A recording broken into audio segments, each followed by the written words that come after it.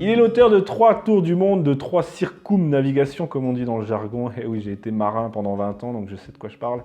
Non, c'est pas vrai, c'est totalement un mensonge. Il est l'auteur de 3 tours du monde. On lui doit la découverte de la Vénus de Milo, des milliers d'informations qui vont contribuer à la connaissance de la faune, de la flore et des populations de l'Océanie, des relevés cartographiques innombrables, mais surtout la découverte de l'Antarctique. Et oui, c'est grâce à lui que la France a été la première à poser le pied sur le continent glacé. Bon, sur le plan économique et stratégique, ça n'a pas été aussi fructueux que la découverte de l'Amérique, ça je vous l'accorde, mais bon, c'est quand même quelque chose. Bref, je parle bien sûr de Jules Dumont d'Urville et je vous propose aujourd'hui de découvrir le parcours palpitant du plus grand explorateur français.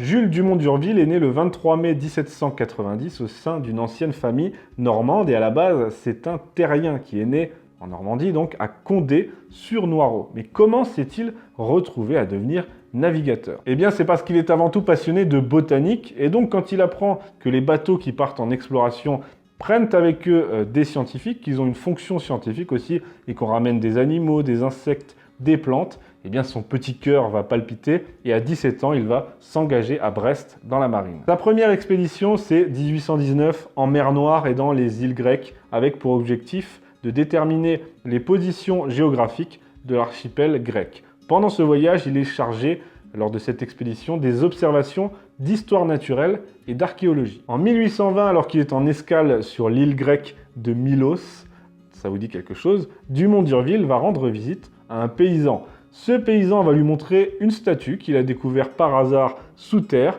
Cette statue n'a plus de bras, mais le Normand va reconnaître en elle une belle Vénus antique. Il va donc convaincre l'ambassadeur de France à Constantinople, Istanbul, appelez-la comme vous voulez, d'acheter cette merveilleuse sculpture. Et puis ensuite, elle va être offerte au roi Louis XVIII et elle va être installée au musée du Louvre. Et c'est la France qui gagne un véritable chef-d'œuvre puisque c'est la fameuse Vénus de Millau et Dumont d'Urville, c'est lui qui nous l'a rapporté. En 1822, nouveau voyage et cette fois son rêve va se réaliser puisque c'est un tour du monde qu'on lui propose. Il est commandant en second sur le navire La Coquille, destination l'Océanie. Ça va être son premier tour du monde sur les 3 qu'il va faire chacun durant environ 3 ans. Bougainville, un autre explorateur français dont j'avais déjà parlé, n'en a fait qu'un et Lapérouse n'a pas pu terminer le sien. Donc c'est pour vous dire l'honneur de Dumont d'Urville à ce moment-là. Lors de ce voyage, Dumont d'Urville va être chargé de la botanique et de l'entomologie et il va ramener au muséum plus de 3000 espèces de plantes dont 400 nouvelles et 1200 espèces d'insectes dont 300 nouvelles. Son deuxième tour du monde a lieu en 1828. Il est nommé commandant de la corvette La Coquille qui a été renommée pour l'occasion l'Astrolabe et à ce moment-là, il est capitaine de frégate. Il a pour mission d'explorer l'Océanie et l'expédition est également envoyée dans l'océan Pacifique pour arpenter les côtes et cartographier les côtes de la Nouvelle-Guinée et de la Nouvelle-Zélande. Lors de cette expédition, il va retrouver les restes du naufrage de Lapérouse sur les indications d'un capitaine anglais. Il va retrouver les restes du bateau, les canons, les ancres, les boulets, et là ça va être l'un de ses faits de gloire. L'expédition va durer 35 mois et elle va apporter à la géographie et à la navigation beaucoup de choses, dont la reconnaissance positive de plus de 4000 lieues de côtes les moins connues, mais aussi de 200 îles et îlots. Il va procéder aussi à un relevé précis des côtes de la Nouvelle-Zélande et on doit à cette expédition la classification des îles de l'Océanie en Mélanésie, Polynésie et Micronésie. En 1837, c'est son 3e et dernier tour du monde et là, c'est du lourd, c'est son grand voyage pour une expédition à la découverte de l'Antarctique, puisque le roi Louis-Philippe lui a confié cette mission, atteindre le pôle Sud et explorer l'Antarctique, devenir les premiers à poser le pied sur cette terre inconnue. Cette destination est très critiquée, on dit que c'est une perte de temps et d'argent, mais Dumont d'Urville n'en a que faire. Lui, il rêve de cette expédition.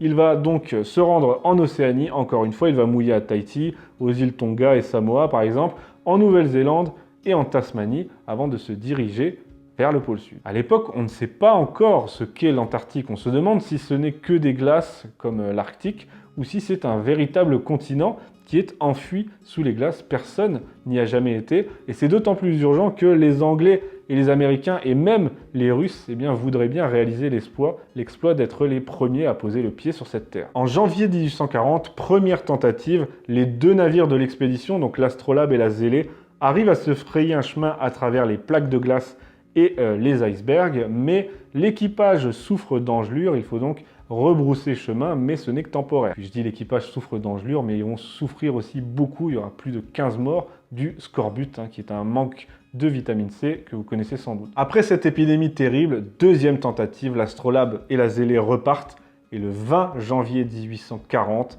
la Vigie aperçoit un très long ruban de terre, c'est l'Antarctique. Dumont d'Urville a donc atteint l'Antarctique qui est bel et bien un continent avec de la roche, avec du solide, de quoi poser le pied, et c'est ainsi que l'expédition y débarque le 22 janvier 1840 sur ce qu'on appelle le rocher du débarquement, et Dumont d'Urville va nommer ce secteur et ce continent la Terre Adélie, en hommage à sa femme Adèle. Pour la première fois, des Européens foulent le sol de l'Antarctique et ce sont des Français. Le drapeau tricolore flotte en haut du rocher du débarquement et même les Anglais, qui sont nos plus grands rivaux sur les mers et qui nous ont presque tout volé sur ce plan-là, qui sont d'excellents navigateurs, vont reconnaître l'exploit de Dumont d'Urville. À son retour, il est nommé contre-amiral en 1840 et puis il reçoit de la Société de géographie la Grande Médaille d'Or. Mais c'est à ce moment-là que le drame intervient, puisqu'alors qu'il est en train d'écrire son mémoire « Voyage au pôle Sud et dans l'Océanie », il est en train, avec sa femme et son fils de 16 ans, et il va périr dans l'une des grandes catastrophes ferroviaires françaises de cette période, le 8 mai 1842. Alors que retenir de Dumont d'Urville ? Incontestablement, c'est l'un des plus grands, si ce n'est le plus grand explorateur français. Sur le plan de sa personnalité, elle est très forte. Déjà, j'allais dire un génie, mais il maîtrise plusieurs langues, il pratique la botanique, il s'intéresse à la géographie, il est autodidacte, il est bon dans beaucoup de domaines, il s'intéresse aussi à la philologie, à l'ethnographie, il a plein de casquettes, plein de compétences. Dumont d'Urville, c'est un grand, incontestablement. Hans Otto Messner nous dit qu'il est à la fois fascinant et repoussant. C'est ce qu'il nous dit de Dumont d'Urville. À mon avis, il devait avoir un caractère très difficile, c'est ce que les témoignages de l'époque nous rapportent. Mais au-delà de l'aspect personnel, on lui doit beaucoup. Ces cartes vont être utilisées jusqu'à la Seconde Guerre mondiale. Dites-vous bien ça. Sa division de l'Océanie, qui est le fruit de ses observations géographiques et ethnographiques, est encore utilisée aujourd'hui, même si elle est contestée. Il y a des choses qui ont été déplacées, mais on distingue toujours la Polynésie, la Mélanésie, la Micronésie et la Malaisie, qui sera ensuite retirée de l'Océanie. Pour le remercier de toutes ces expéditions, de tout ce qu'on lui doit sur la connaissance de la faune, de la flore, des populations d'Océanie, plusieurs sites, plusieurs lieux ont été nommés en hommage de Dumont d'Urville pour que sa mémoire se perpétue. Le premier, c'est bien sûr la base française en Antarctique qui s'appelle tout simplement la base Dumont d'Urville. Et le territoire français d'Antarctique, puisque l'Antarctique a été ensuite divisé, s'appelle toujours la Terre Adélie. Et puis ceci est sans parler des deux montagnes, des deux îles et du cap en Antarctique qui portent son nom. C'était la moindre des choses pour ce grand explorateur à qui nous devons beaucoup.